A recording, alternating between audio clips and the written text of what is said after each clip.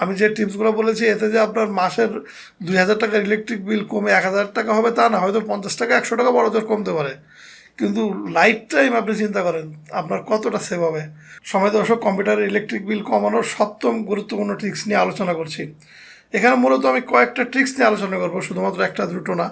তবে এই ট্রিক্সগুলো বেশিরভাগ ক্ষেত্রেই যারা কম্পিউটার কিনবেন বা কম্পিউটার হার্ডওয়্যারের রিলেটেড মানে আপগ্রেড করতেছেন তাদের জন্য বেশি গুরুত্বপূর্ণ, যারা অলরেডি কম্পিউটার কিনেছেন তাদের জন্য না।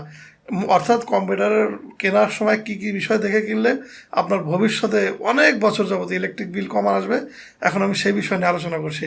তো প্রথমে কম্পিউটারের মনিটর চয়েস করার ক্ষেত্রে আপনারা আধুনিক যে এলসিডি বাদ দিয়ে যে আধুনিক প্যানেলগুলা, এলইডি প্যানেল বা ওমলেড প্যানেল, এই প্যানেলগুলো নেওয়ার চেষ্টা করবেন। এগুলো খুব ভালো, দেখতেও খুব ভালো এবং ইলেকট্রিক বিলও অনেক বাঁচায়। আর পুরাতন এলসিডিগুলো বা আপনার সিআরটি মনিটরগুলো যদিও এখন মার্কেটে নেই, কিন্তু এগুলা কিন্তু খুব কারেন্ট বিল উঠায়। এই জন্য চায়নার ওই সিআরটি মনিটর কম খরচে পেলেও কেনার দরকার নেই। আলটিমেটলি একটা মনিটর 10-15 বছর তো আপনি চালাবেন, তো এতদিনে কিন্তু অনেক বিল উঠে যাবে, আর চোখের ক্ষতি তো বাড়তি অপশন থাকলোই। তো কম্পিউটার কেনার ক্ষেত্রে মনিটর কিনলে প্রথমেই খেয়াল রাখবেন যে মনিটরের ডিসপ্লে প্যানেলটা যেন একটু পাওয়ার কনজিউমিং হয়, ভালো হয়। এবং আধুনিক কিনলে দেখবেন, আধুনিক মানে আজকাল যারা প্রোডাক্ট তৈরি করে তারা এসব চিন্তা করেই করে, সুতরাং একটু আধুনিক লেটেস্টটা কিনলে আপনার জন্য বেটার হবে। এরপরে আমরা আলোচনা করব আপনার ডেস্কটপের পাওয়ার সাপ্লাই নিয়ে। সময় দর্শক, পাওয়ার সাপ্লাই আমরা মানে যে এটা কিন্তু মোটামুটি 500-700 টাকার অনেকেই কিনে থাকি, যদিও গেমাররা দামিটা কেনেন। তো আমি আপনাদের বলবো, যারা ঢাকা শহরে থাকেন বা বিশেষ করে যাদের কম্পিউটারের ইলেকট্রিসিটি মানে অত সমস্যা নেই, তারা দয়া করে আপনার ওই ইউপিএসের বদলে পাওয়ার সাপ্লাইয়ের পিছনে ইনভেস্ট করেন যদি আপনাদের বাজেট সীমিত থাকে। কেননা একটা ভালো পাওয়ার সাপ্লাই আপনার 8-10 বছরে ইনশাল্লাহ কোনো সমস্যা হয় না, একবারে সার্ভিস দিয়ে যায়। আর এই 500-700 টাকা পাওয়ার সাপ্লাই সামান্য একটু কোনো সমস্যা হলেই নষ্ট হয়ে যায়, দেখা গেলো 2-3 বছর পর পরই পাল্টানো লাগে। তো সেই ক্ষেত্রে কিন্তু আহামরি হয় না। একটা 2500-3000 টাকার ভালো পাওয়ার সাপ্লাই যদি নেন, আপনার কম্পিউটারের পাওয়ারের জন্যও বেটার এবং সব দিক থেকে আপনার পাওয়ারটা ঠিক মতো পেলো, এর তারগুলোও ভালো এবং এগুলো গ্যারান্টি এবং এগুলো সব কিছু ভালো।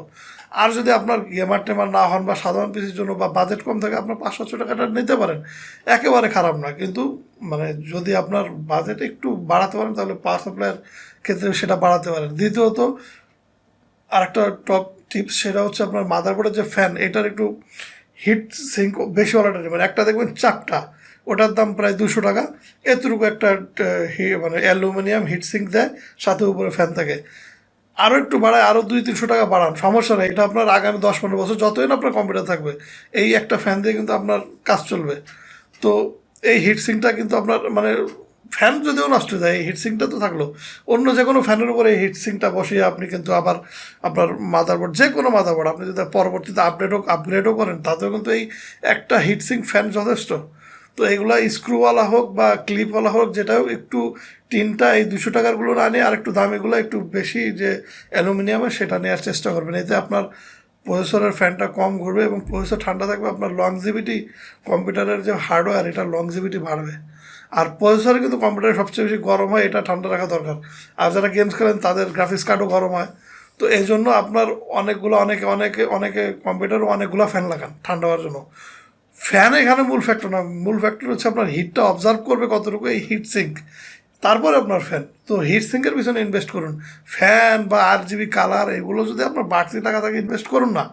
তো ইলেকট্রিক বিল কমানোর জন্য এই পাওয়ার সাপ্লাই ইউনিট এবং ফ্যানটার হিট সিঙ্ক এবং মোটামুটি ফ্যান ভালো হলে আপনাদের জন্য ভালো।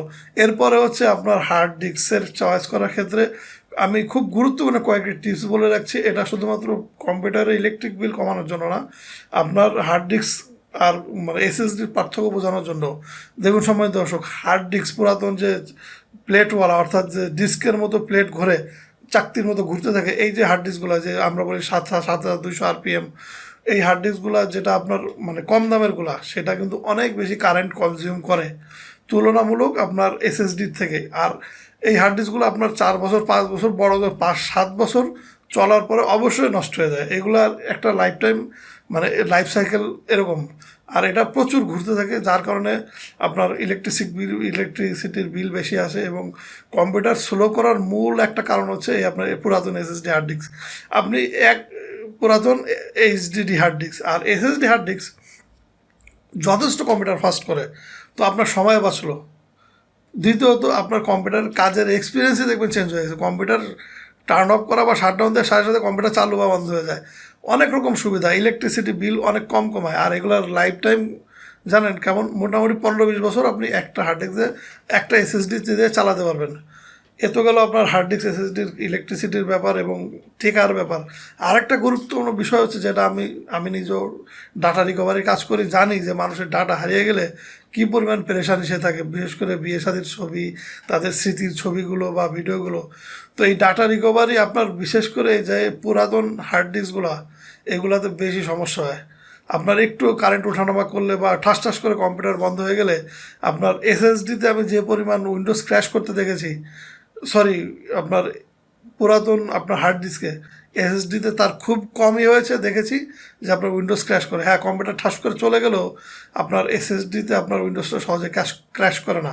আর এক্ষেত্রে আরেকটা বলে রাখি, এসএসডি কিনলে 200-300 টাকা বেশি দিয়ে হলেও আপনারা ডিরামওয়ালা এসএসডি কিনবেন, এতে আপনার স্পিড আরও বাড়বে। এই ডিরাম ক্যাশের মাধ্যমে আপনার যেটা হয় যে আমরা কম্পিউটারের যে জিনিসগুলো বারবার ইউজ করি সেই সব ফোল্ডার আগে থেকে সেভ করে রাখে, সুতরাং ক্লিক দেওয়ার সাথে সাথে, ক্লিক করার সাথে সাথেই আপনার সেগুলো চলে আসে আমাদের ডিসপ্লেতে। তো জানি যে এসএসডির দাম আপনার নর্মাল হার্ড ডিস্ক থেকে বেশি, কিন্তু সময় দর্শক, যদি আপনার একান্তই একটু বাজেট বাড়াতে পারেন সেটা অবশ্যই এসএসডিতে বাড়াবেন। এটা আপনার প্রথম প্রথম খরচ বাড়লেও ইন দ্য লং রান অর্থাৎ দীর্ঘমেয়াদী আপনার এই খরচটা ডবল উঠে আসবে। এটা আপনার শুধুমাত্র আমি ইলেকট্রিক বিল না, আমি পুরো একটা ওভারঅল এসএসডি আর এইচএসডির মানে পার্থক্য বোঝালাম। তো এই হচ্ছে আপনার ইলেকট্রিসিটি বাঁচাবেন। এরপরে আরও যে কম্পোনেন্ট আছে সেটা হচ্ছে আমাদের কম্পিউটারের কেবল বা মাল্টিপ্লাগ, এগুলো একটু ভালো হলে বেটার হয়, কেননা কেবল তো দাম বেশি না, 100-200 টাকা, একটু ভালোগুলো নেবেন। আর মাল্টিপ্লাগের যেটা মানে প্রত্যেকটার সাথে আলাদা আলাদা সুইচ আছে বন্ধ করা চালু করার, নেবেন। যেটা আপনার দরকার না সেটা সাথে সাথে বন্ধ করে রাখলেন, সবগুলো একসাথে চালিয়ে রাখার অকারণে বিল উঠানোর দরকার নেই। আমি যে টিপসগুলো বলেছি এতে যে আপনার মাসের 2000 টাকার ইলেকট্রিক বিল কমে 1000 টাকা হবে তা না, হয়তো 50 টাকা 100 টাকা বড় জোর কমতে পারে, কিন্তু লাইফ টাইম আপনি চিন্তা করেন আপনার কতটা সেভ হবে। তো আমার আলোচনা 7টা পয়েন্ট নিয়ে আমি আলোচনা করেছি, আপনারা আলোচনাটাই শুনলেন। যদি ভালো লাগে তাহলে করে দেখতে পারেন, আপনাদের অনেক সেভ হবে।